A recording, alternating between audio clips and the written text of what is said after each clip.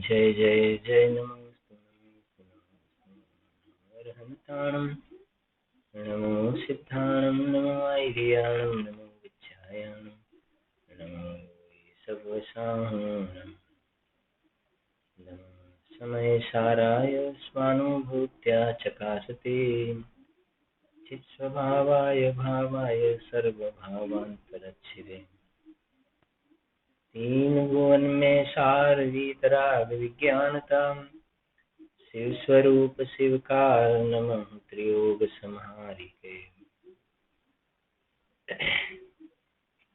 अध्यात्म प्रेमी आत्मज्ञानी पंडित श्री दौलतराम जी द्वारा रचयी छडाळा ग्रंथ में पांचमी ढाळ 12 भावना एमा लोक भावना पाठ करीशु। पहला किन्हु न करो न हरे को षड द्रव्यमयी न हरे को सोलोक माही बिन समता दुख सहे जीवनित भ्रमता।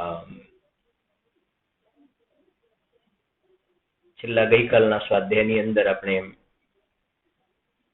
લોકના સ્વરૂપ સંબંધમાં વિચાર પણ કર્યો હતો। જે આકાશ દ્રવ્ય જે છે અનંત પ્રદેશી આકાશ કે જેનો કોઈ પણ દિશામાં અંત નથી, અનંત અનંત અનંત અનંત બધી દિશાઓની અંદર જે આકાશ દ્રવ્ય છે એના બિલકુલ બરાબર મધ્યમાં, અતિ મધ્યમાં એકદમ સેન્ટરમાં આ લોક એનું જે લોકેશન, લોકનું લોકેશન એ સ્થાન ઉપર છે। એક બિંદુ જેટલું અલોકાકાશ એની સામે આ લોકાકાશમાં જે જીવાદી 5 દ્રવ્ય જે જોવામાં આવે છે એ એક બિંદુ સમાન જગ્યા છે એની। એટલે સમવશરણ સ્તુતિમાં એક પંક્તિ આવે છે, બહુ સુંદર પંક્તિ છે। जे आभमा जगत परमाणु तुल्यम ते अंतहीन नभनु जहि पूर्ण ज्ञान सौद्रव्यनायुग पदे तृण काळ जाने ए नाथ ने नमनहु जिन जी हमारा। शू कह્યું ત્યાં? जे आभमा जगत आ परमाणु तुल्यम, अनंत प्रदेशी आकाशनी अंदर आ जे लोक जे છે એ કહેશે એક પરમાણુ तुल्य। जे आभमा जगत आ परमाणु तुल्यम, આકાશની અંદર આ લોકનું સ્થાન જોવામાં આવે છે પરમાણુ જેટલું છે। હવે બીજી વાત કરી, સાંભળજો। તે અંતહીન નભનું જહી પૂર્ણ જ્ઞાન, એ સમવશરણ સ્તુતિમાં ભગવાનની વિતરાગતા અને સર્વજ્ઞતાનો મહિમા ગાયો છે। એના પહેલાની પંક્તિ જરા કહું તમને। પહેલાની પંક્તિમાં વિતરાગતાનો મહિમા ગાયો। ત્યાં શું કહ્યું? અંકુર એક નથી મોહતણો રહ્યો જ્યાં, અજ્ઞાન અંશ બળી ભસ્મ રૂપે થયો જ્યાં, આનંદ જ્ઞાન નિજ અનંત છે જ્યાં, ત્યાં સ્થાન માગુ જીનના ચરણાંબુજોમાં। તો પહેલી લાઈનમાં એમને વિતરાગતાની વાત કરી। ત્યાં શું કહ્યું? અંકુર એક નથી મોહતણો રહ્યો જ્યાં, વિતરાગતા થઈ ગઈ। અજ્ઞાન અંશ બળી ભસ્મ રૂપે થયો જ્યાં, મિથ્યા જ્ઞાન ગયું અને અલ્પ જ્ઞાન ગયું, સર્વજ્ઞતા પ્રગટ થઈ. તો ત્યાં પછી લખ્યું આનંદ જ્ઞાન નિજ વીર્ય અનંત છે જ્યાં. અનંત ચતુષ્ટયની વાત કરી દીધી. પછી ત્યાં સ્થાન માગુ જીનના ચરણાંબુજો મામ. મારી પર્યાયની અંદર પણ આવા અનંત ચતુષ્ટય પ્રગટ થાય અને હું આપના શરણોમાં જ્યાં સુધી પ્રાપ્તિ ન થાય ત્યાં સુધી આપનું શરણ મને રહો એવી ભાવના વ્યક્ત કરી. અને પછીની પંક્તિમાં કહ્યું જે આભમાં જગત આ પરમાણુ તુલ્ય તે અંતહીન નભનું જહી પૂર્ણ જ્ઞાન સૌ દ્રવ્યના યુગપદે ત્રણ કાળ જાણે એ જ્ઞાનને નમન હો જીંજી હમારા. ગઈકાલના સ્વાધ્યાયમાં થોડી વાત પણ કરી હતી આપણે. આકાશ દ્રવ્યના મધ્યમાં આ જે લોક આવેલ છે એ આકાશની અપેક્ષાએ લોકનું દેખાવું મુશ્કેલ છે એવું બિંદુ માત્ર છે. હવે એની અંદર તું અત્યારે બહારમાં પુણ્યના ઉદયમાં મને જે વૈભવ મળ્યો આ મારું મારું મારું એના પરથી વિચાર જીવ કરે તો ખ્યાલ આવે આ લોક ભાવના જે છે એ લોકમાં રખડવા માટે નહીં પણ આ પોતાનો ચૈતન્ય લોક આ જીવે જોયો નથી, નિજ લોક જોયો નથી. એના ફલમાં આ જીવ સંસારની અંદર લોકની અંદર અજ્ઞાનને વશ થઈને ક્યાં ક્યાં પરિભ્રમણ કરી રહ્યો છે એનું જ્ઞાન કરાવી અને પોતાના અંદરમાં ચૈતન્ય લોકની અંદર લઈ જવા માટે આ અનુપ્રેક્ષાઓનું ચિંતન કરવામાં આવે છે. તો કહે છે કે તારા અંદરમાં સ્વભાવનું જ્ઞાન, સ્વભાવનું એવું સામર્થ્ય છે કે આવું એક લોક અલોક નહીં પણ આવા અનંત લોક અલોક હોય તો પણ આ જ્ઞાન એ બધાને કોળીઓ કરી જાય એવો તારો જે અંદરમાં સર્વજ્ઞ સ્વભાવ છે. આવી પોતાની ચૈતન્ય સંપદાનો મહિમા આવવો જોઈએ, ચૈતન્ય સંપત્તિનો મહિમા આવવો જોઈએ. બાકી બહારમાં પુણ્યના ઉદયમાં કંઈક થોડું દેખાય લોક ભાવનામાં એ સમજાવે છે ને કે તું જે કન્ટ્રીમાં રહે છે, જે સ્ટેટમાં રહે છે, જે નગરમાં રહે છે, હવે લોકની અંદર શોધો તમે મેપમાં ક્યાં જોવા મળે છે. અને તું એ સંયોગો વડે માને છે હું કોડો ને ગલી સાંકળી તો એ બહુ જ મોટું અજ્ઞાન છે. તો એના અંતર્ગત આપણે જે ચર્ચા કરી કે આ લોક જે છે બહુ સુંદર ભાવનાઓ છે. ભૂધરદાસજીની ભાવના આપણે રોજ બોલીશું પણ ખરા દોલતરામજીની સાથે. ભૂધરદાસજી બહુ સરસ લખ્યું 14 રાજુ તંગ નભ લોક પુરુષ સંઠાન તામે જીવય અનાદિતે ભરમત હે બિન જ્ઞાન. ગઈકાલના સ્વાધ્યાયમાં આપણે થોડી વાત પણ કરી હતી. આ લોકથી બતાવ્યું હતું મેં તમને કે આ 14 રાજુ જે લોક કહ્યું ને આ ઉપરથી નીચે સુધી આ 14 રાજુ છે. પછી આપણે કઈક વસ્તુ શાંતિથી સમજીએ છીએ, ખૂબ ઇન્ટરેસ્ટેડ ટોપિક છે. આ ઉપરથી નીચે સુધીનું માપ 14 રાજુનો લોક છે. અને આ જીવ આ 14 રાજુ વાળા લોકની અંદર અનાદિકાળથી સંસારમાં મિથ્યાત્વને વશ થઈને આની અંદર પરિભ્રમણ કરી રહ્યો છે. થોડી વાત કાલે કરી હતી અને રિપીટ કરી લઈએ છીએ આપણે 1 મિનિટ. આ લોકમાં એક ધર્મ દ્રવ્ય આખા લોકમાં વ્યાપ્ત છે, એક અધર્મ દ્રવ્ય જે છે આખા લોકમાં વ્યાપ્ત છે. લોકની એક પણ જગ્યા એવી નથી કે જ્યાં ધર્મ દ્રવ્ય ના હોય, એવી એક પણ જગ્યા નથી કે જ્યાં અધર્મ દ્રવ્ય વ્યાપ્ત ન હોય. ધર્મ થઈ ગયા, આકાશ તો છે જ્યાં છે ત્યાં એટલામાં. પછી કાલાણું જે છે આ લોકના બધા પ્રદેશ ઉપર કાલાણું છે, બરાબર.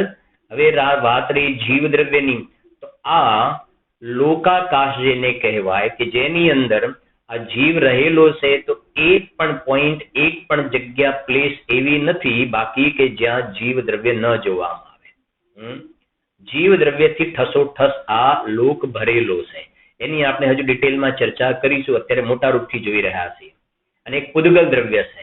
તો પુદ્ગલ દ્રવ્ય જે છે આ લોકમાં બધી જ તમને પુદ્ગલ દ્રવ્ય જોવામાં આવશે. કેમ કે લોક એને જ કહેવાય છે, લોક એને જ કહેવાય છે કે આકાશના જેટલા ભાગમાં આ જીવાદી 5 દ્રવ્ય જોવામાં આવે છે એને તો લોક કહેવાય છે. જો નહીં જોવામાં આવે તેને લોક નહીં કહેવાય. બધે જોવામાં આવે છે, ઠીક છે ને. હવે જરા વિચાર કરીએ ને કે આ આ બધી જગ્યાએ આજીવ અજ્ઞાન દશાને લઈને ભ્રમણ કરી ચૂક્યો છે. બોધિ દુર્લભમાં પણ વાત આવશે. આપણે આ બધી બહુ શાંતિથી એક વાત સમજીશું. આપણે અત્યારે તું નથી કહેતો કે 2-4 જગ્યાએ અમારી પેલી ઓફિસો 2-4 જગ્યાએ રાખેલી છે, અમારે બસ આટલું ટ્રાવેલિંગ રહે. અહીંયા કહે છે કે તે અનાદિકાળથી આ બધી જગ્યાએ ટ્રાવેલિંગ કરેલું છે અજ્ઞાનને વશ થઈને. ઠીક છે. હવે જોઈએ જરાક જે આ 14 રાજુનો જે લોક કહ્યો એની 3 ડાયમેન્શન ફિગર છે, જેને વોલ્યુમમાં ઘનફળમાં કહેવામાં આવે તો 343 ઘન રાજુ. હવે આ વારંવાર જે રાજુ શબ્દ આવે છે એની પેલી ભાવભાસના થોડીક ભાવભાસના કરીએ છીએ. શાંતિથી સમજજો. આપણે હાઈટ વાળું પોર્શન લઈએ છીએ. આ 14 રાજુનો જે લોક છે, 14 રાજુ. એક રાજુ કોને કહેવાય જરા સમજજો. કે આપણે થોડુંક તો ભણ્યા હમણાં નંદીશ્વરના વખતે કે એક વ્યવહાર યોજન હોય છે અને એક મહાયોજન હોય છે. વ્યવહાર યોજનની અંદર સમજજો, વ્યવહાર યોજનમાં એક યોજન એટલે 8 માઇલ. એક યોજન એટલે 8 માઇલ. મહાયોજન જ્યારે આપણે લઈએ ત્યારે એક યોજન એટલે 4000 માઇલ લેવાના. 500 ગુણા 500 બાય વડે મલ્ટીપ્લાય કરી દેવાનું. 500 ગુણા, બસ બીજું યાદ ના રહે તો 8 માઇલ વ્યવહાર યોજન. તો મહાયોજન લઈએ ને તો 8×5 = 40 એટલે 4000 માઇલનો એક યોજન મહાયોજન થશે. એટલે એક યોજન એટલે 4000 માઇલ. બરાબર સમજ. એક યોજન એટલે 4000 માઇલ. હવે ગંભીર વાત છે, શાંતિ સમજ. એટલે મેં તમને કહ્યું છોકરાઓને આ કેલ્ક્યુલેશનમાં ખ્યાલ પણ આવશે. હવે એક રાજુની અંદર આજે આપણે ગણ્યા 14 રાજુ ગણ્યા, તો એક રાજુમાં અસંખ્યાત યોજન આવે છે. શું કહ્યું? એક રાજુમાં અસંખ્યાત યોજન અને આ મહાયોજન. હવે થોડો વિચાર કરીએ. અસંખ્યાત યોજન, તો યોજન એટલે 4000 માઇલ કહ્યા, બરાબર ને? તો 100 માઇલ નહીં, 100 યોજન નહીં, 100 યોજન નહીં. 100 યોજન તો 100 ગુણ્યા 4000.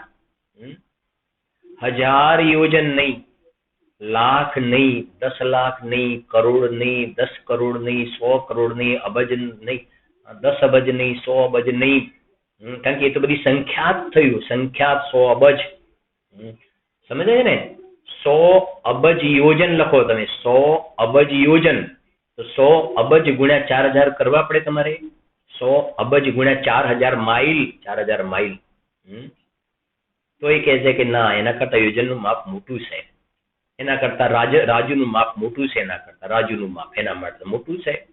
4000 માઇલ એને 100 અબજ વડે ગુણો ને. આ થોડી ભાવભાસના મોટી કરે. 100 અબજ, કરોડ અબજ. સમજાય છે કે નહીં? એના વડે આ 4000 માઇલ ને ગુણો અને જે માપ આવે ને, તો કહે છે કે રાજુનું માપ ના. રાજુનું માપ તો એના કરતા ઘણું મોટું માપ છે. ઘણું મોટું માપ છે. તો કહે છે કે અસંખ્યાત યોજન. 100 અબજ એ તો સંખ્યા થઈ ગઈ, 100 નહીં, કે અસંખ્યાત મૂકો ત્યાં. તો અસંખ્યાત ગુણ્યા યોજન એટલે 4000 માઇલ. બરાબર છે કે નહીં? ત્યારે એક રાજુનું માપ આવે છે. એના પરથી તમને થોડો ખ્યાલ આવે છે કે 4000 માઇલ 1, 2, 3, 4, 5, 4. સમજે ને કે 1, 2, 3, 4, 5 કેટલી વાર મૂકો.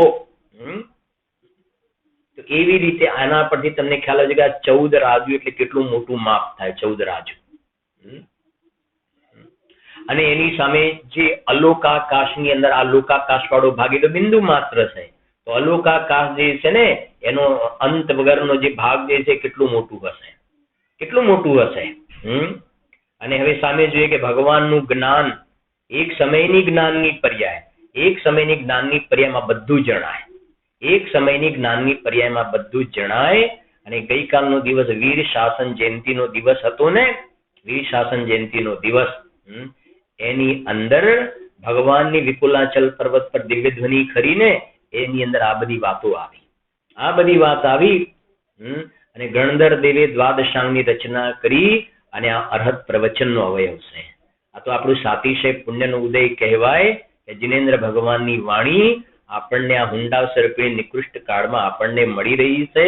એ આપણું પરમ સૌભાગ્ય કહેવાય. પરમ સૌભાગ્ય કહેવાય. બહારમાં મહામારીને નહીં જુઓ તમે. બહારમાં મહામારીને જોશો ને તો તમને પાપનો ઉદય દેખાશે, પણ અમને આ વાત મળે છે ને તો તમે એમ કહેશો કે મારું મહાપુણ્યનો ઉદય છે. મહામારી નહીં, મારું મહાપુણ્ય છે કે મને આ વાત સાંભળવા મળે છે. આમ તમે ચાલશો ને તો તમારા ભાવો વિશુદ્ધ બનશે. અને મહામારી જોશો ને તો મહામારીને જોશો તો પરિણામની અંદર આર્ત ધ્યાન થયા કરશે. હા, બરાબર. તો જો સમજો કે થોડી રાજુની આપણે ભાવ ભાષણ કરી. આ જે લોક જે છે એ 3 ડાયમેન્શન તમને બધાએ લગભગ મેં તમને કહેલું પણ છે, તમારી સાથે ચાર્ટ રાખવાનો, બરાબર, અને સામાન્ય રીતે બધાને ખબર પણ છે. એક વસ્તુ તમારે ખાસ સમજવાની, હું જ્યારે સમજાવતો હોય ને ત્યારે બી તમારે જીનવાણીમાં ખાસ સમજવાનું. આ જે તમારી સામે દેખાય છે ને, બરાબર, એમાં આ જે ડિરેક્શન છે ને, અહીંયા પૂર્વ, આ પૂર્વથી આ પશ્ચિમ ભાગ થઈ ગયો, પૂર્વથી પશ્ચિમ. તો આ તમારે સામેથી જે દેખાય છે એ પોર્શન આપણે પેલા ચર્ચા કરી છે, 343 ઘન રાજુ કેવી રીતે, બરાબર.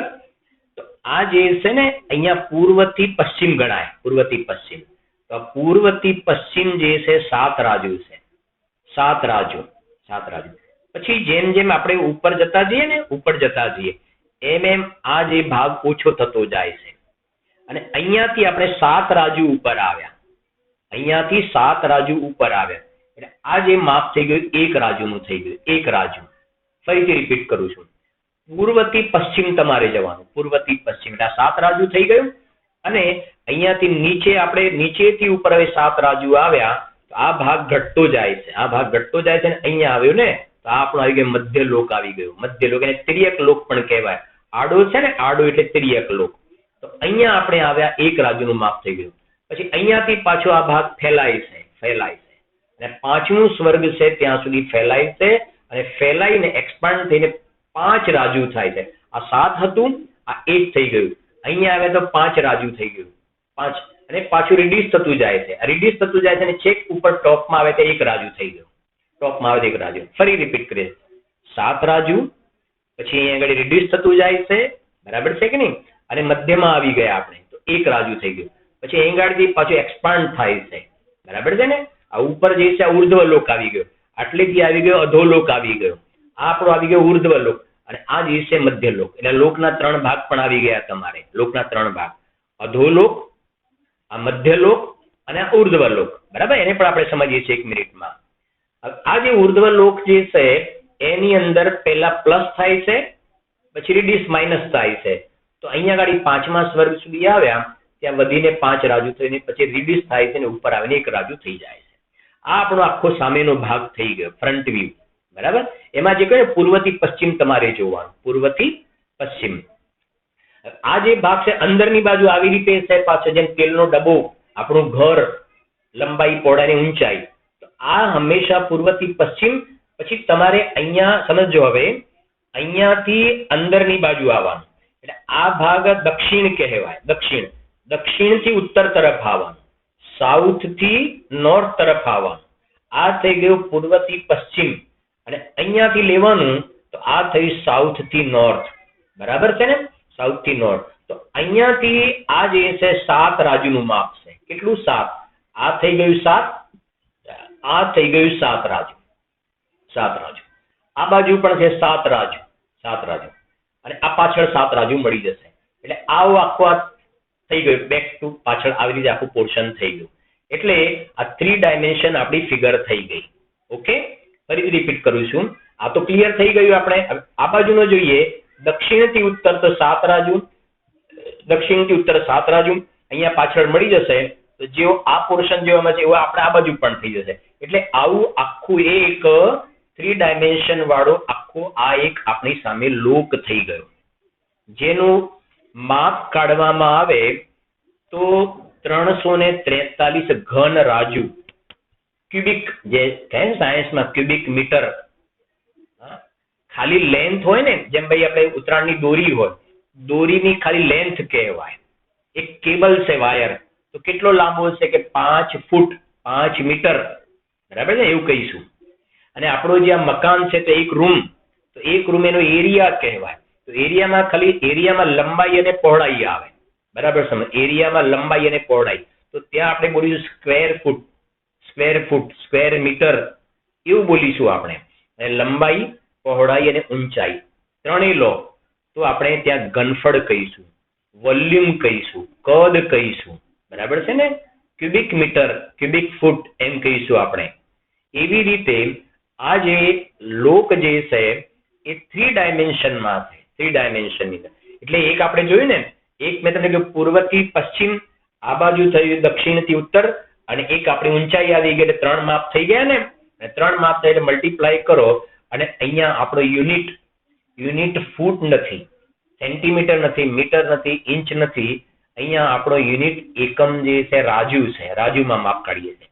એટલે અહીંયા લખાશે ક્યુબિક રાજુ, ક્યુબિક રાજુ અથવા તો ઘન રાજુ. એટલે 343 ઘન રાજુનો આપણી સામે આખો લોક થઈ ગયો પહેલા નંબરમાં. બરાબર છે કે નહીં? અને આ 343 ઘન રાજુ લોકની અંદર જે આપણે પંક્તિ બોલ્યા ને, 14 રાજુ તંગ નભ લોક પુરુષ સંઠાન તામે જીવય અનાદિતે ભરમત હે બિન જ્ઞાન.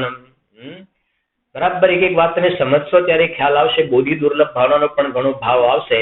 જે આપણે કહીએ મનુષ્ય ભવ દુર્લભ છે, મનુષ્ય ભવ દુર્લભ છે.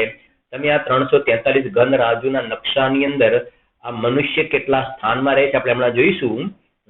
ત્યારે તમને ખ્યાલ આવશે કે મનુષ્ય ભવ દુર્લભ જે કહીએ છીએ એ વાસ્તવમાં દુર્લભતા એની કેવી રીતે છે આપણે ખ્યાલમાં આવશે, જેમ જેમ આપણે સ્ટડી કરીશું એવી રીતે આપણને. બરાબર. હવે જરાક નજર નાખીએ આપણે.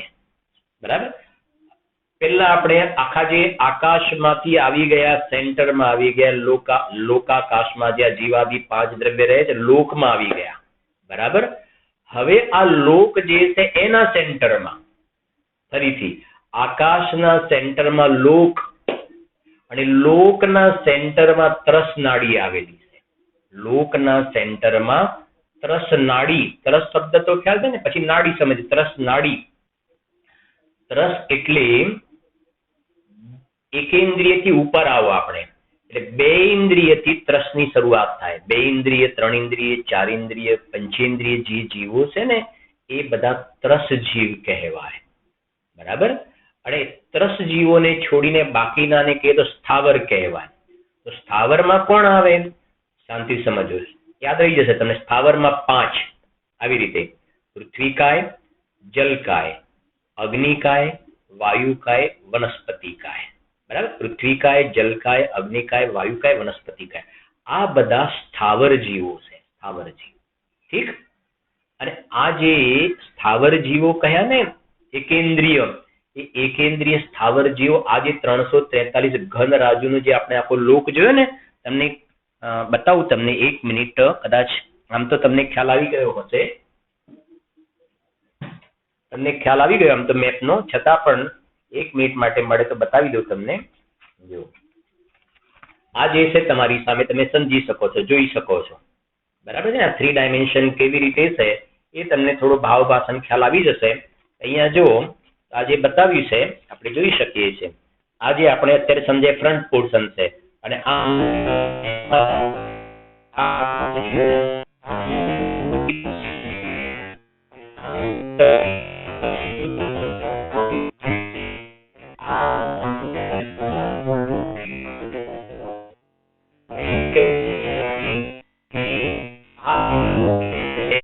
એમાં બધે જ ટોટલી બધે જ આ એકેન્દ્રિય જીવ બધે રહેલા છે. આ એકેન્દ્રિય જીવ જે છે અહીંયા પાછળનો ભાગ સમજી લેવાનો તમારે 7 રાજુ વાળો. બરાબર. બધે જ એકેન્દ્રિય, પૃથ્વીકાય, જલકાય, અગ્નિકાય, વાયુકાય, વનસ્પતિકાય, બધે એકેન્દ્રિય જીવ રહેલા. એનું બધે એનું સામ્રાજ્ય છે. એકેન્દ્રિય જીવનું બધે સામ્રાજ્ય છે. એટલે સ્થાવરમાં 5 આવી ગયા. બરાબર. એકેન્દ્રિયથી આગળ 2 ઇન્દ્રિયમાં આવે એટલે ત્રસ કહેવાય. ત્રસ. ત્રસમાં પણ તમારે 5, એટલે આપણે સરળ કરીએ, ત્રસમાં પણ તમારે 5 યાદ રાખવાના. ત્રસમાં કોણ 5 આવે તો સમજી જરા. 2 ઇન્દ્રિય, બરાબર, 3 ઇન્દ્રિય, પછી 4 ઇન્દ્રિય, પછી અસંગની પંચેન્દ્રિય અને સંગની પંચેન્દ્રિય. થઈ ગયું ને સરળ. 2 ઇન્દ્રિય, બરાબર, એટલે શંખ, ઈયળ વગેરે. 3 ઇન્દ્રિયમાં કીડી વગેરે. 4 ઇન્દ્રિયમાં ભમરો વગેરે. અસંગની પંચેન્દ્રિય જે સર્પ, માછલા અમુક આવે, અને સંગની પંચેન્દ્રિયની અંદર મનવાળા જે જીવો છે, એટલે આ પણ 5 થઈ ગયા, આ પણ 5 થઈ ગયા. આ એકેન્દ્રિય જીવો છે બધે જ રહે છે, બરાબર, લોકમાં બધે. અને જે આ ત્રસ જીવો કહ્યા એટલે 2 ઇન્દ્રિયથી ઉપરના ત્રસ જીવ કહ્યા ને, એ માત્ર ત્રસ નાડીમાં રહે છે. ત્રસ નાડીમાં, ત્રસ નાડીની બહાર નહીં જોવામાં આવે. એટલે આપણે ખ્યાલ આવે છે ત્રસ નાડી કોને કહેવાય. તો જે મેં તમને કહ્યું ત્રસ નાડી એટલે હવે સમજો જરાક. આ તમને 343 ગણરાજુનો લોક ખ્યાલ આવી ગયો. એના બિલકુલ સેન્ટરમાં, એટલે અહીંયા મેં તમને તમે જોશો ને ડોટેડ લાઈન બતાવી છે, ડોટેડ લાઈન કરીને. તો એ જે ત્રસ નાડી જે છે એનું માપ તમને પહેલા કહી દઉં. ત્રસ નાડીનું માપ 1 રાજુ બાય 1 રાજુ, એટલે આમ 1 રાજુ, આમ 1 રાજુ, અને આમ 1 ને 1, એટલે 1 રાજુ એ સ્ક્વેર, બરાબર ને, સ્ક્વેર. અને ઊભી હાઈટ જોવામાં આવે તો 14 રાજુ. હાઈટ જોવામાં આવે તો 14 રાજુ, એટલે સમજો ઉપરથી નીચે સુધી 14 રાજુ, ઉપરથી નીચે સુધી 14 રાજુ. એટલે જે ભૂંગળી કહેવાય ને, એ ચોરસ ભૂંગળી, બરાબર, સમજવા માટે ચોરસ ભૂંગળી, બરાબર. જેમ આપણે નારિયેળમાંથી પેલું પાણી પીએ તો કેવી ગોળ ભૂંગળી હોય છે, એવી ચોરસ, પણ ક્યાંથી ક્યાં, ઉપરથી નીચે સુધી, બરાબર. આમ 14 રાજુ. હવે એનું વોલ્યુમ પણ તમને કાઢતા આવડવું જોઈએ. એક્ઝામ્પલ છે તમારા સામે. આ થઈ ગયું 14 રાજુ હાઈટ. અને આ જે ત્રસ નાડી છે ને, એ અહીંયાથી સમજો આપણી પાછળનો ભાગ 7 રાજુ આવ્યો, 7 રાજુ. હવે 7 રાજુમાંથી આ બાજુના 3 રાજુ કાઢો ને આ બાજુથી 3 રાજુ કાઢો, બરાબર. દક્ષિણથી ઉપર 3 રાજુ આવો, પછી 1 રાજુ છોડી દો અને પાછળના 3 રાજુ. એટલે વચ્ચેનો 1 રાજુ જે આવે, વચ્ચેનો 1 રાજુ, બરાબર છે કે નહીં, ત્યાં આ આખી ઊભી ત્રસ નાડી છે. આ જગ્યાએ નથી, એકદમ પાછળ પણ નહીં, પણ વચ્ચે. કેમ કે આપણે કહ્યું ને, લોકની વચ્ચોવચ્ચ,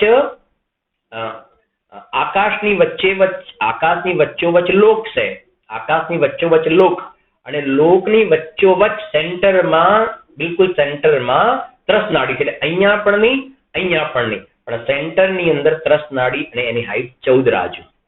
હાઈટ 14 રાજુ, અને સ્ક્વેર બની ગયો આપણી સામે 1 રાજુ બાય 1 રાજુ. તો 3 માપ લઈ લો, તમે મલ્ટીપ્લાય કરો. 1 રાજુ ગુણ્યા 1 રાજુ ગુણ્યા 14 રાજુ, એટલે કેટલું, ત્રસ નાડીનું વોલ્યુમ કેટલું થઈ ગયું, 14 ઘન રાજુ. 14 ઘન રાજુ થઈ ગયું ને, 14 ગુણ્યા 1 ગુણ્યા 1. એટલે વચ્ચે જે ત્રસ નાડી છે, બહુ સમજો, એટલે ભાવભાષણ તમને ઘણું સરસ થશે. 14 ઘન રાજુ એ ત્રસ નાડી થઈ ગઈ આપણી.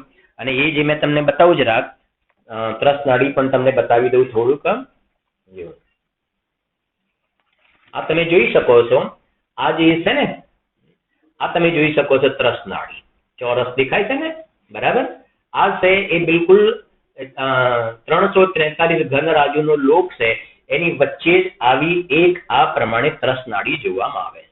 હવે તમને પોતાને ખ્યાલ આવવો જોઈએ કે વારંવાર જે આપણે ત્રસ નાડી કહીએ છીએ, ત્રસ નાડીમાં કયા જીવો હોય, તો જે કઈ 2 ઇન્દ્રિય, 3 ઇન્દ્રિય, 4 ઇન્દ્રિય, અસંગની પંચેન્દ્રિય, સંગની પંચેન્દ્રિય જીવ જોવામાં આવે ત્રસ નાડી. એનું જે વોલ્યુમ, જે ઘનફળ જોયું એ 14 ઘન રાજુ, બરાબર. હવે મારો એક પ્રશ્ન છે તમને, લોકનું ઘનફળ કેટલું કહ્યું, લોક કેટલા ઘન રાજુ, તો 343 ઘન રાજુ, બરાબર. અચ્છા, ત્રસ નાડીનું વોલ્યુમ કેટલું, તો કે છે 14 ઘન રાજુ, 14. તો 343 માંથી સમજો, 343 માંથી 14 ઘન રાજુ બાદ કરો તો કેટલા રહેશે, 329, 329 ઘન રાજુ, બરાબર. હવે સમજો, આ જે હવે 329 ઘન રાજુ તો બહુ મોટું માપ થઈ ગયું, અને એની સામે 14 ઘન રાજુ તો એકદમ નાનું માપ થયું ને. 343 ઘન રાજુ માંથી ત્રસ નાડીની અંદર માત્ર 14 ઘન રાજુ જ આવે છે. 14 ઘન રાજુ, જે ઉભો આખો પટ્ટો જે જોયો સેન્ટરમાં, બરાબર છે કે ને, જે પોલી ચોરસ નળી ઉપરથી નીચે સુધીની. ત્રસ જીવો માત્ર ત્યાં જ જોવામાં આવે છે, ત્રસ જીવ ત્યાં જ જોવામાં આવે. બાકીના 329 ઘન રાજુમાં ત્રસ જીવ નથી હોતા. તો ત્યાં જીવો હોય કે ના, જીવ તો હોય. જીવ તો હોય કે કયા જીવો હોય, એ કયા ને, સ્થાવરકાય, એકેન્દ્રિય, પૃથ્વીકાય, જલકાય, અગ્નિકાય, વાયુકાય, વનસ્પતિકાય. હવે આના પરથી તમને થોડુંક ભાવભાષણ થાય છે. શું ભાવભાષણ થાય છે, બોલો, શું ભાવભાષણ થાય છે? છેડાની પંક્તિ ખ્યાલ આવે છે ને, દુર્લભ લહી જ્યાં ચિંતામણી ત્યોં પર્યાય લઈ ત્રસ તણી લટ પીપીલ અલિયાદિ શરીર ધર ધર મર્યો સહી બહુ પીર. એમને થોડું દુર્લભ લખ્યું છે. દુર્લભ લહી જ્યો ચિંતામણી ત્યોં પર્યાય લહી ત્રસ તણી. આ 343 ઘન રાજુ ની અંદર આ બધા એકેન્દ્રિય જીવ ઠસોઠસ ભરેલા છે.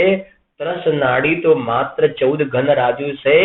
એની અંદર ત્રસ ની અંદર એ ત્રસ નાડીમાં સમજો એ ત્રસ પર્યાયમાં જન્મ લેવો પણ દુર્લભ છે. ધીરે ધીરે આપણે એક એક વસ્તુ ખોલીએ છીએ. આજે ત્રસ નાડી છે ને સમજો, ત્રસ નાડીની બહાર ત્રસ જીવો નથી હોતા. પણ સમુદ્રઘાત વગેરે કરે જાય એ કરણાની ડિટેલ આપણે એમાં નથી જતા, એ બહુ મોટો ઇસ્યુ નથી. જેમ લોકનું દ્રવ્ય અલોકમાં ન જાય, અઢી દ્વીપની બહાર મનુષ્ય ન જાય, એવી રીતે આ ત્રસ નાડી છે ને એની બહાર ત્રસ જીવ ના જોવામાં આવે. ત્રસના એ જે મેં કહ્યું કેવલી સમુદ્રઘાત કરે, મારણાંતિક સમુદ્રઘાત થોડી વાર જઈને આવે, એ બધી વસ્તુ સામાન્ય એને બાજુમાં મૂકી દે, નથી યાદ કરવાની અત્યારે. ત્રસ નાડીની બહાર ત્રસ જીવ નથી જોવામાં આવતા. અને સમજો આ જે ત્રસ નાડી છે ને એ ત્રસ નાડીની બહાર સ્થાવર જીવો તો ખરા એકેન્દ્રિય, પણ ત્રસ નાડીમાં પણ સ્થાવર જીવો ખરા. ત્રસ નાડીમાં ખાલી ત્રસ જ નહીં, સમજાય છે કે નહીં? ત્રસ નાડીમાં એમની શું કે ને, ત્રસ નાડીમાં પણ એમના મેમ્બર તો ખરા જ. ત્રસ નાડીની બહાર જે કહ્યું ને 329 એ જે ગંધરાજુ છે ને ત્યાં ત્રસ જીવોની એન્ટ્રી નહીં, ત્યાં સ્થાવરોનું સામ્રાજ્ય, ત્યાં ત્રસનું પાસ ના મળે, ત્યાં આગળ એન્ટ્રી નહીં. અને આ તે ત્રસ નાડી જે છે ને એની અંદર સ્થાવરોની એન્ટ્રી કરી, એમનો પાસ બધી નથી કરતા. અમુક લોકોનો બધી જગ્યાએ પાસ ચાલતો હોય, બધી જગ્યાએ પાસ, કોઈ મોટા ફંક્શન હોય ને એમાં એક અલગ પ્રકારનો ગ્રીન સિગ આપણે હોય બેસ, એ બધી જગ્યાએ બધી સમિતિમાં બધા ગ્રુપમાં જઈ શકે. એમાં એકેન્દ્રિય જીવો 343 ઘન રાજુમાં બધે. સમજાવ હું સમજાવું જરા સમજો કેમ આપણે વાર ઘડી આ વાતને સમજીએ છીએ. નારકી જીવો ખાલી નરકમાં જ જોવામાં આવશે, નીચે. બીજી રીતે નારકી જીવો ખાલી અધોલોકમાં જ જોવામાં આવશે, બીજે નહીં જોવામાં આવે. દેવ જે છે ને દેવ એ અધોલોકમાં પણ જોવામાં આવશે, મધ્યલોકમાં પણ જોવામાં આવશે, ઉર્ધ્વલોકમાં પણ જોવામાં આવશે દેવ. બરાબર. મનુષ્ય જે છે ને એ અઢી દ્વીપમાં જોવામાં આવશે. જ્યારે આ એકેન્દ્રિય જીવો છે ને એ બધે જ જોવામાં આવશે. ફરીથી નારકી માત્ર અધોલોકમાં. બરાબર. દેવો જે છે એ આ પાછું એક ખાસ સાથે બીજી પણ વાત પહેલા સમજો, પહેલા કે આ નારકી ત્રસ કહેવાય કે સ્થાવર? નારકી ત્રસ કહેવાય કે સ્થાવર? આપણે નારકી એટલે નારકી, અરે બે ઇન્દ્રિયથી ઉપર હોય ને, બે ઇન્દ્રિયથી ઉપર એ બધા ત્રસમાં. એટલે નારકી જીવો તમને ખ્યાલ આવવી જોઈએ. ત્રસ નાડીની બહાર નહીં જોવાના. જે આપણે આ જોયું ને એને વચ્ચે પેલી ભૂંગળી જોઈ, એ સિવાય બીજી કોઈ જગ્યાએ નારકી નહીં જોવામાં આવે. નારકી નહીં જોવામાં. તમને કદાચ કોઈ જગ્યાએ ખ્યાલ ના આવે તો પછી પ્રશ્ન કરજો તમે, બરાબર? પણ આ વસ્તુને બરાબર સમજજો. જીવનમાં ક્યારેક જ આવા ટોપિક ચાલતા હોય છે, બરાબર? અને મેં ગઈકાલના સ્વાધ્યાયમાં વાત પણ કરી હતી. આપણે આને વૈરાગ્યના દ્રષ્ટિકોણથી, દ્રવ્યાન યોગના દ્રષ્ટિકોણથી અને કરણાન યોગના દ્રષ્ટિકોણથી બધા પોઈન્ટ ઓફ વ્યૂથી આપણે એની ચર્ચા કરીશું શાંતિથી, બરાબર? વધારે શું કહું, આ લોક ભાવના સ્વામી કાર્તિકેય અનુપ્રેક્ષા ગ્રંથનું નામ આપણે સાંભળ્યું છે, ક્યારેક ક્યારેક યાદ કરાવીએ છીએ. સ્વામી કાર્તિકેય અનુપ્રેક્ષા એ ગ્રંથનું નામ જ સ્વામી કાર્તિકેય 12 ભાવનાનો જ ગ્રંથ છે. 12 ભાવનાની એની અંદર કુલ 491 ગાથા છે, 491 ગાથા છે, 491. એમાં સૌથી વધારે ગાથાઓ લોક અનુપ્રેક્ષાની છે. લોક ભાવનાની સૌથી વધારે ગાથાઓ છે. કેટલી છે ખબર છે? 169. 169 ગાથાઓ લોક ભાવનાની છે, લોક અનુપ્રેક્ષાની. આપણે તો 5-7 વ્યાખ્યાનમાં ચર્ચા થઈ જશે પૂરી તો મોટા રૂપમાં, તો બાકી તમે એનો વિસ્તારથી ચર્ચા સ્વાધ્યાય કરી શકો છો. અને બીજા નંબરમાં બૃહદ્રવ્ય સંગ્રહ, જે આપણે હમણાં 2-3 વખત આપણે એનો સ્પર્શ કર્યો હતો. બૃહદ્રવ્ય એની અંદર પણ 12 ભાવનામાં લોક ભાવનાની ઘણી વિસ્તારથી ચર્ચા કરી છે. વિસ્તારથી જેને અભ્યાસ કરવો હોય એનો સ્વાધ્યાય કરી શકે છે. બરાબર. હવે જુઓ, સમજો કે નારકી જીવો એ ત્રસનાડીમાં આવી ગયા. બરાબર છે. તરત જ આપણને ખ્યાલ આવવો જોઈએ નારકી જીવ ક્યાં ગયા, પેલી વચ્ચે ત્રસનાડીની અંદર. અચ્છા, બીજો પ્રશ્ન મારો, દેવ ક્યાં? તો દેવ પણ ત્રસનાડીમાં. દેવ ત્રસનાડીમાં. પછી ત્રસનાડીની અંદર આપણે જોઈશું નીચે પણ છે, મધ્યમાં પણ છે, ઉપર પણ છે, ત્રસનાડીમાં છે. ઓકે. ત્રસનાડીની બહાર દેવ નહીં, નારકી નહીં. મનુષ્ય ક્યાં? તો મનુષ્ય જે છે એ મધ્ય લોકમાં અડીદ્વીપની અંદર, એટલે એ પણ એક પ્રકારથી આવી ગયા ત્રસનાડીની અંદર. અચ્છા, કીડી મકોડા વગેરે ક્યાં? કે ત્રસનાડીમાં. વાઘ સિંહ હાથી ક્યાં? કે ત્રસનાડીની અંદર. બરાબર. અને આ પૃથ્વીકાય જલકાય વગેરે ક્યાં? કે ત્રસનાડીમાં એ ખરા અને ત્રસનાડીની બહાર એ ખરા, એ બધે આવી ગયા. બરાબર. એટલે એક પહેલા આપણને આ ક્લિયર થવું જોઈએ કે જે ત્રસ પર્યાયને દુર્લભ કેમ કહી છે, કેમ દુર્લભ કહી છે. હવે જરા વિચાર કરીએ, અહીંયાથી દેહ છૂટ્યો ને, અને છૂટ્યા પછી આ ખાલી ત્રસ નહીં, પછી નરક ને દેવ, બરાબર છે ને, એ બધું ત્રસમાં આવી ગયું. એ ત્રસ વાળી વચ્ચેની જે ચોરસ જે પાઇપ છે આખી, બરાબર, ઉપર એની બહાર જ્યાં જન્મ થયો એની બહાર તો 329 ઘનરાજુ છે. કેટલી મોટી સ્પેસ છે, 329 ઘનરાજુ. દેહ છૂટ્યા પછી ત્યાં જન્મ થઈ જાય, અને જન્મ ત્યાં થઈ જાય ને તો બસ સીધું આ સંઘની પંચેન્દ્રિય મનુષ્ય ભાવ, અને બધું મિલકત ખોઈ કાઢીને પુણ્યને પીલી નાખ્યું જીવે. પુણ્યને પીલી નાખીને જીવે એકેન્દ્રિયમાં પહોંચી ગયું.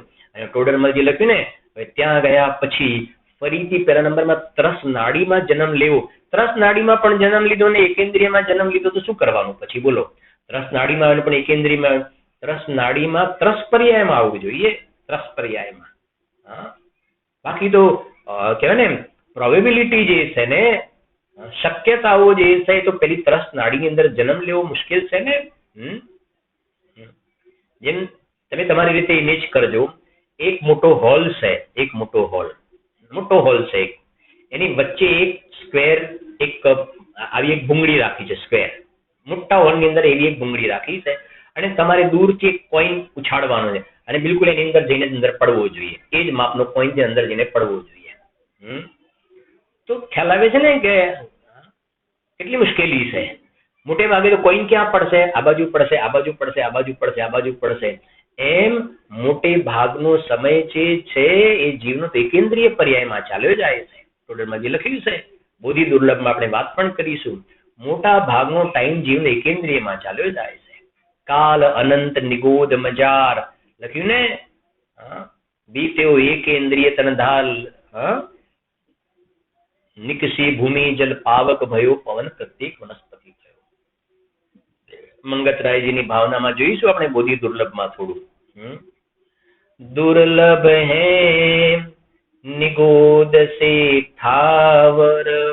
સાંભળજો, એ વખત એની ચર્ચા કરી, મારે અત્યારે આ બે બતાવું છે. દુર્લભ હે નિગોદ સે થાવર, અરુત્રસ ગતિ પાના. નિગોદ થી થાવર, ને થાવર કરતા પણ ત્રસ પર્યાય પામવી વધારે દુર્લભ છે. જે અત્યારે એ દુર્લભ એવી ત્રસ પર્યાય, એ સાથીનું તારું પુણ્ય આજે છે, આજે તારું પુણ્ય છે, કાલે છે કે નહીં અમને ખબર નથી. બરાબર છે કે નહીં? એટલે વારંવાર ગુરુદેવ શ્રી કહે છે ને, 100માં દોરો પરોવી લે ભાઈ, 100માં દોરો પરોવી લે. તો આટલું એક આપણે પહેલું આટલી વસ્તુ થઈ, જરા સમજો. હવે જે આપણે મેં વાત કરી ત્રસ નાડીની અંદર, બરાબર સમજો, ત્રસ નાડીમાં જે આ 3 લોક જે કહીએ છીએ, બરાબર, એનો માપ સમજીએ છીએ. બરાબર સમજો, 3 લોકના ડાયમેન્શન. વચ્ચેની ત્રસ નાડીનું થઈ ગયું આપણે 343 ઘન રાજુનો લોક થઈ ગયો, એક એક તમારે લખવું હોય તો લખજો, નહીં તો કાલે લખાવું હોય તો થોડું લખાવીશ, બરાબર, મોટા મોટા પોઈન્ટ લખાવીશ. 343 ઘન રાજુનો લોપ થઈ ગયો. એક ઘન રાજુની ત્રસ નાડી થઈ ગઈ, એટલે એમાં બાદ કરીએ ને તો બાદ કરીએ તો આપણે 329 ઘન રાજુ રહ્યા ત્રસ નાડી સિવાયના. ઓકે, હવે આ 343 ઘન રાજુમાં આપણે અધોલોક, મધ્યલોક ને ઉર્ધ્વલોક એવું જે 3 બાયફર્કેશન કરીએ, જેનું માપ જરા સમજજો શાંતિથી. અહીંયાથી નીચેથી આપણે સ્ટાર્ટ કરીએ છીએ, નીચેથી. તો નીચેથી શરૂ કરીએ છીએ, તો નીચેથી ઉપર સુધી આવ્યા તો 7 રાજુ. 7 રાજુ જે છે એ અધોલોક છે. નીચેથી ઉપર સુધી આ ઊંચાઈ થઈ ગઈ 7 રાજુ. અને રાજુનું માપ તમને ખ્યાલ આવી ગયું, બરાબર છે ને? રાજુ એટલે કેટલું ગણતરીમાં લેવાનું, બરાબર? અસંખ્યાત, એક રાજુમાં અસંખ્યાત યોજન, અને એક યોજન એટલે 4000 માઇલ. તો આ જે માપ અહીંયાથી અહીંયા સુધી આ થઈ ગયો અધોલોક. ઓકે, બરાબર, અધોલોક. હવે આ અહીંયા આવી ગયા આપણે આ જગ્યા પર,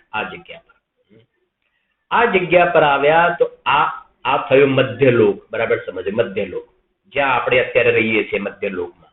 આમ બહુ સરસ ટોપિક છે આ જે મધ્યલોક છે એ જ્યાં છે ને આપણે ચિત્રા પૃથ્વી ઉપર છીએ, આપણે ચિત્રા પૃથ્વી ઉપર.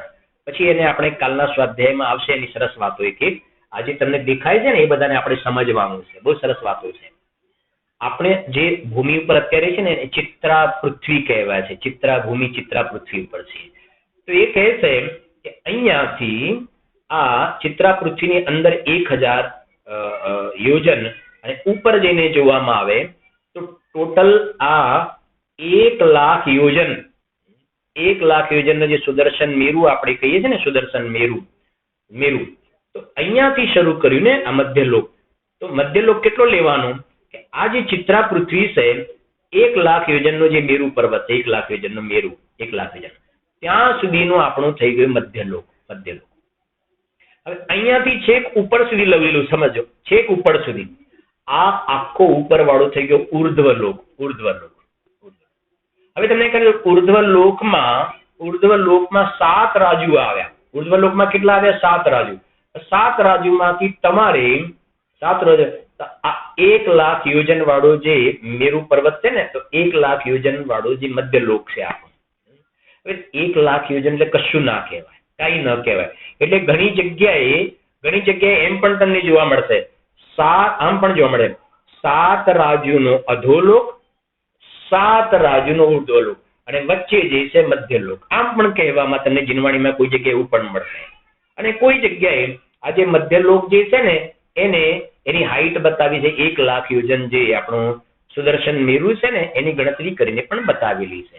એટલે આવા પ્રકારના જીનવાણીમાં કથન આવે છે, એને બરાબર સમજવા જોઈએ. ઠીક છે ને? હવે ફરીથી રિપીટ કરું છું. 3 લોક થઈ ગયા આપણા. અધોલોક કેટલા રાજુનો? યોજન નહીં, રાજુનો.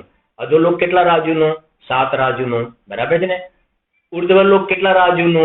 તો કે છે 7 રાજુ માઇનસ 1,00,000 યોજન કરી દો. 7 રાજુ માઇનસ 1,00,000 યોજન. મધ્યલોક કેટલો? કે 1,00,000 યોજનનો મધ્યલોક છે, બરાબર? એવી રીતે આ 3 પ્રકારના લોકનું બાયફર્કેશન જોવામાં આવે છે. એની અંદર હવે જરા જોઈએ કે હવે આપણે સમજો ત્રસ નાડીની ચર્ચા કરીએ છીએ. પેલા તો એ રીતે આપણે એકેન્દ્રિય જીવો તો બધે રહેલા છે. આ 343 ઘન રાજુનો લોક બધે એકેન્દ્રિય તો રહેલા છે, બરાબર?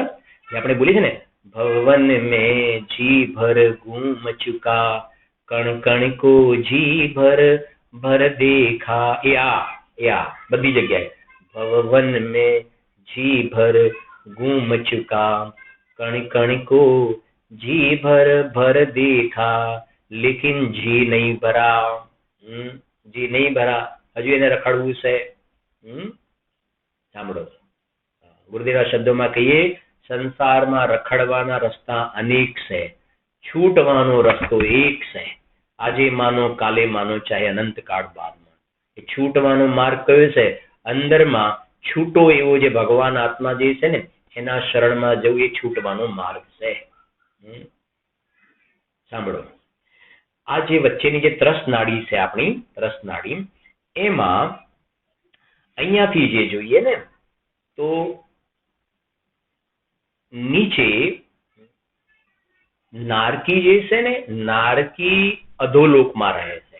નારકી ક્યાં રહે છે? અધોલોકમાં. બરાબર. 4 ગતિના જીવોની વાત કરીએ છીએ આપણે. બરાબર. તિર્યંચો તો બધે આવી ગયા. તિર્યંચો 343 ગણરાજુમાં આવ્યા. હવે નારકી નરક ગતિ વાળા, તો નારકી અધોલોકમાં રહે છે. નારકી અધોલોકમાં. અચ્છા, દેવ ક્યાં રહે છે? તો દેવ અધોલોકમાં પણ રહે છે, મધ્યલોકમાં પણ રહે છે અને ઉર્ધ્વલોકમાં પણ રહે છે. બરાબર. કેમ કે આપણે સામાન્ય રીતે દેવ ક્યાં હોય છે? દેવ ઉપર રહેતા હોય કે નહીં? દેવ ઉપર પણ રહે છે. અત્યારે આપણે જે ચિત્રા પૃથ્વી પર રહીએ છીએ ત્યાં મધ્યલોકમાં પણ દેવ રહે છે. જંબુદ્વીપ જેટલી, આપણો 1 લાખ યોજનનો જંબુદ્વીપ એટલે 40 કરોડ માઇલ કહેવાય, એવી આ જ ફ્લેટ ભૂમિ પર આગળ વધીએ ને તો વ્યંતરો દેવો જે છે ને, દેવગતિના દેવોની એવી નગરીઓ છે. નગરી છે. તમે શું વાત કરો છો? આવું હોય? અરે આવું હોય નહીં. તું પૂર્વે અનંતવાર ભવવન મેં જી ભર ગુમ ચુકામાં, એવી જાતિના વ્યંતરની પર્યાયમાં તું અનંતવાર ઉત્પન્ન થયેલું છે. એટલે કહીએ છે ને કે આ જીનવાણીને પોતે થોડો એની અંદર અવગાહન કરે તો એનું વિઝન આખું બદલાય, એની એની દ્રષ્ટિકોણ આખો ચેન્જ થઈ જાય. જુઓ, સાંભળજો. તો થઈ ગયા. તિર્યંચો બધે છે. બરાબર. નારકી માત્ર અધોલોકમાં, દેવ અધોલોકમાં, મધ્યલોકમાં, ઉર્ધ્વલોકમાં. હવે બાકી કોણ રહ્યું? આપણે બાકી રહ્યા ને. 3 તો થઈ ગયા. તિર્યંચ, નારકી ને દેવ. મનુષ્ય, તો મનુષ્ય ક્યાં છે? મનુષ્ય અધોલોકમાં કે છે કે ના, મનુષ્ય અધોલોકમાં ના હોય.